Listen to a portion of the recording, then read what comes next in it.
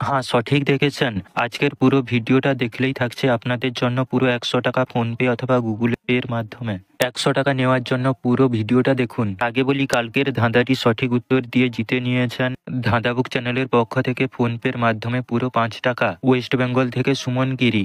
কালকের ধাঁধাটি ছিল কোন তরকারিতে লবণ লাগে না। সঠিক উত্তরটি হলো রান্না করা তরকারিতে কোনো লবণ লাগে না।